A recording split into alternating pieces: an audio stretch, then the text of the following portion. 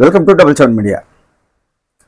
రాజకీయాలలో రాణించాలంటే గట్స్ ఉండాలి, ధైర్యం ఉండాలి, ప్రజలను మెప్పించాలి. ఈ నాయకుడైతే మనకు మంచి చేస్తాడు అనే ఒక ఫీలింగు ప్రజలకు కలగాలి. మాట తీరుతో ప్రజలను ఆకర్షించాలి. ఎవరైతే రాజకీయంగా ఎదగాలి అనుకుంటారో అలాంటి వారు ఖచ్చితంగా కొన్ని పద్ధతులు పాటించాలి. ప్రజలను ఆకర్షించే తత్వం వారికి ఉండాలి. ఇచ్చిన మాటకు కట్టుబడి ఉండాలి. అప్పుడే రాజకీయాలలో ఎవరైనా తనకంటూ ఒక స్థానం సంపాదించుకుంటారు, ప్రజల్లో ఒక గుర్తింపు పొందుతారు. రాజకీయాలు చేయడం అంటే ఆషామాషి కాదు, చాలా రిస్క్తో కూడుకున్న పని. రాజకీయం అంటే అన్నిటికీ ధైర్యంగా నిలబడి ఎదుర్కొనే శక్తి నాయకునికి ఉంటేనే రాజకీయాలలో రాణించగలడు. ఏ రాష్ట్రంలోనైనా అధికారంలో ఉన్న పార్టీకి భయపడి రాజకీయాలు చేయడం కష్టము. ఆ పార్టీ మన పైన కేసులు పెడుతుందేమో, వారు అధికారంలో ఉన్నారు, వారిని విమర్శిస్తే తనను ఏదైనా కేసుల్లో ఇరికిస్తారేమో, లేదా ఆర్థికంగా ఇబ్బందులు పెడతారేమో, ఇలా ఆలోచనలతో ఉండి రాజకీయాల్లోకి ముందుకు సాగాలంటే చాలా కష్టం. అధికార పార్టీని ఎదిరించి వారు చేస్తున్న తప్పులను ప్రజల్లోకి తీసుకెళ్ళి గట్టిగా ప్రతిపక్ష పార్టీగా ప్రజల తరపున నిలబడితే అలాంటి పార్టీలకు భవిష్యత్తు ఉంటుంది. తమిళనాడు రాజకీయాలు మనం తెలుసుకోవాలి. ఇప్పుడు తమిళనాడులో అన్నాడీఎంకే, ఏడీఎంకే పార్టీలు బలంగా ఉన్నాయి. ఆ పార్టీలకు పోటీగా ప్రముఖ హీరో విజయ్ గారు కొత్తగా పార్టీ పెట్టారు. అయితే ఆయనకు రాజకీయ అనుభవం లేదు, కానీ పార్టీని మాత్రం ముందుకు తీసుకెళ్ళడానికి తన ప్రయత్నం ధైర్యంగా చేశాడు. నేను ఎన్నికల్లో ఏ పార్టీతో పొత్తు పెట్టుకోను, సింగిల్గా పోటీ చేస్తానని విజయ్ గారు మాటిచ్చారు. ఈరోజు ఆయన ఒంటరిగానే ఎన్నికల్లోకి వెళ్ళాడు, పోటీ చేశాడు. ఎన్నికల ప్రచారంలో టీవీకే పార్టీ అధినేత విజయ్ గారు బాగా ప్రచారం చేశారు. కానీ చాలా సర్వేలు టీవీకే పార్టీకి ఎన్నికల్లో అతి తక్కువ సీట్లు వస్తాయి. 1 నుంచి 10 లోపల టీవీకే పార్టీ గెలుచుకుంటుంది. 7 నుంచి 10% ఓట్లు మాత్రమే టీవీకే పార్టీకి వస్తాయి. హంగు ఏర్పడే అవకాశం ఉంది, లేదా డిఎంకే పార్టీ అధికారంలోకి వస్తుంది, స్టాలిన్ మళ్ళీ అధికారం చేపడతాడని చాలా సర్వేలు చెప్పాయి. ఈ మధ్యకాలంలో సర్వేలు కూడా చాలా తప్పులు చెప్తున్నాయి. తమిళనాడు ఎన్నికల్లో డిఎంకే పార్టీ అధికారంలోకి వస్తుందని చాలా సర్వేలు చెప్పాయి. కానీ ఒకే ఒక సర్వే విజయ్ పార్టీ 100 నుంచి 120 సీట్ల వరకు సాధిస్తుంది, అధికారంలోకి వస్తుంది అని చెప్పింది. ఆ ఒక్క సర్వే చెప్పిన ప్రకారం ఇప్పుడు కౌంటింగ్ జరుగుతున్న ఎన్నికల ఫలితాలలో టీవీకే పార్టీ ముందంజలో ఉంది.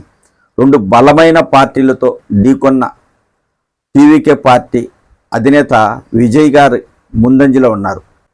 దాదాపు 100 స్థానాలలో టీవీకే పార్టీ ముందంజలో ఉందంటే తమిళనాడులో విజయ్ గారు సీఎం అయ్యే అవకాశం ఉంది అనే ప్రచారం జరుగుతుంది. ఒకవేళ టీవీకే పార్టీకి తక్కువ సీట్లు వచ్చినా ఏదో ఒక పార్టీతో పొత్తు పెట్టుకొని తను సీఎం అవుతాడు. అయితే ఎన్నికల ప్రచారం జరుగుతున్న సమయంలో మన రాష్ట్ర డిప్యూటీ సీఎం పవన్ కళ్యాణ్ గారు విజయ్ దగ్గరికి వెళ్ళారు. ఆయన్ను బీజేపీతో కలవమని, బీజేపీకి మద్దతు ప్రకటించమని అడిగాడు. అందుకు విజయ్ గారు ఒప్పుకోలేదు అనే ప్రచారం కూడా జరుగుతుంది. ఇక్కడ ఎందుకు చర్చించుకోవాల్సి వస్తుందంటే, టీవీకే పార్టీ స్థాపించిన తర్వాత విజయ్ గారు నేను ఒంటరిగా పోటీ చేస్తానని పదే చెప్పారు. అదే మన రాష్ట్రంలో చిరంజీవి గారు హీరోగా పార్టీ పెట్టినప్పుడు ఆయన ఏ పార్టీలతో పొత్తు పెట్టుకోలేదు. కానీ జనసేన పార్టీ స్థాపించిన తర్వాత పవన్ కళ్యాణ్ గారు ఒంటరిగా పోటీ చేయడానికి భయపడ్డారు. 2014 ఎన్నికలకు ముందు పవన్ కళ్యాణ్ గారు జనసేన పార్టీ స్థాపించారు. ఆ ఎన్నికల్లో ఆ పార్టీకి పోటీ చేసే అవకాశం లేదు కాబట్టి తెలుగుదేశం పార్టీకి మద్దతు ఇచ్చారు. 2019 ఎన్నికల్లో జనసేన పార్టీ ఒంటరిగా పోటీ చేసింది. 2 చోట్ల పవన్ కళ్యాణ్ గారు పోటీ చేసి ఓడిపోయారు. ఒక్క ఎమ్మెల్యే స్థానం మాత్రమే జనసేన పార్టీకి వచ్చింది. అయితే 2019 ఎన్నికల్లో కూడా జనసేన పార్టీని గెలిపించుకోవడానికి పవన్ కళ్యాణ్ గారు ప్రయత్నాలు చేయడం లేదు. అలాగే ఎక్కడైతే మంగళగిరిలో లోకేష్ బాబు గారు పోటీ చేశారో, చంద్రబాబు గారు పోటీ చేసే చోట ప్రచారం చేయలేదు తన పార్టీ కోసం అని అప్పట్లో ఆరోపణలు వచ్చాయి. 2024 ఎన్నికల్లో మళ్ళీ జనసేన పార్టీ అధినేత పవన్ కళ్యాణ్ గారు ఒంటరిగా పోటీ చేసే ధైర్యం లేక తెలుగుదేశం పార్టీకి మద్దతు ప్రకటించారు. ఇక్కడ నేను చెప్పేది ఏంటంటే 2024 ఎన్నికల్లో వైఎస్ఆర్ కాంగ్రెస్ పార్టీపై ప్రజల్లో వ్యతిరేకత ఉండేది. అలాగే తెలుగుదేశం పార్టీ కూడా కొంతవరకు 2024 ఎన్నికల్లో ఇబ్బంది పడేవారు. ఎన్నికలు వస్తే మళ్ళీ గెలుస్తామో లేదోనని. ఎప్పుడైతే జనసేన పార్టీ అధినేత పవన్ కళ్యాణ్ గారు మేము తెలుగుదేశం పార్టీతో కలిసి పోటీ చేస్తున్నామని చెప్పారో అప్పుడు తెలుగుదేశం పార్టీ నాయకుల్లో ఒక నూతన ఉత్సాహం వచ్చింది. అయితే 2024 ఎన్నికల్లో జనసేన పార్టీ ఒంటరిగా పోటీ చేసి ఉంటే పవన్ కళ్యాణ్ గారు ముఖ్యమంత్రి అయ్యేవారు, ఆ పార్టీ అధికారంలోకి వచ్చేదని ఇప్పటికీ చాలామంది రాజకీయ నాయకులు చర్చించుకుంటూ ఉంటారు. విజయ్ గారికి పవన్ కళ్యాణ్ గారికి గల తేడా చూడండి. మన రాష్ట్రంలో పవన్ కళ్యాణ్ గారికి ఫ్యాన్ ఫాలోయింగ్ ఎక్కువగా ఉంది. తమిళనాడులో విజయ్ గారికి అలాగే ఫాలోయింగ్ ఉంది.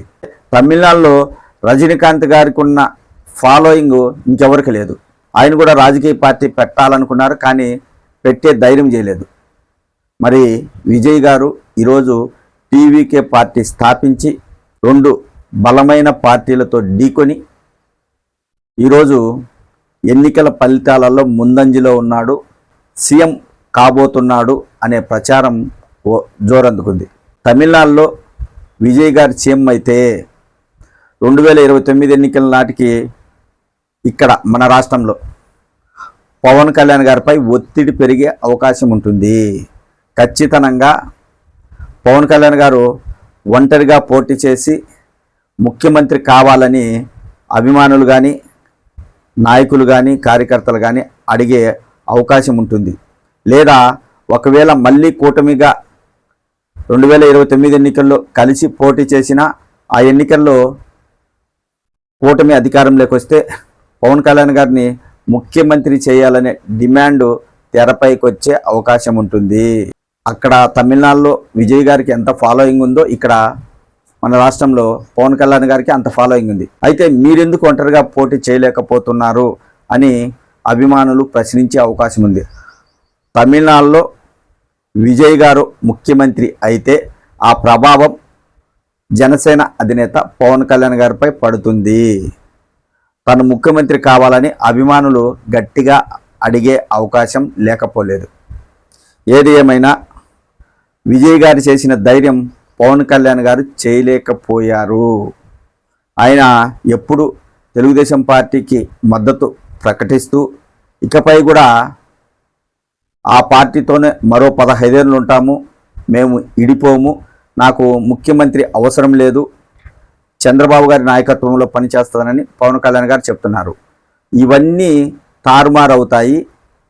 తమిళనాడులో విజయ్ గారు ముఖ్యమంత్రిగా ప్రమాణ స్వీకారం చేస్తే మన రాష్ట్ర డిప్యూటీ సీఎం జనసేన అధినేత పవన్ కళ్యాణ్ గారిపై చాలా ఒత్తిడి పడుతుంది. ఖచ్చితంగా తమిళనాడు ప్రభావం 2029 ఎన్నికల్లో మన రాష్ట్రం పైన పడుతుంది.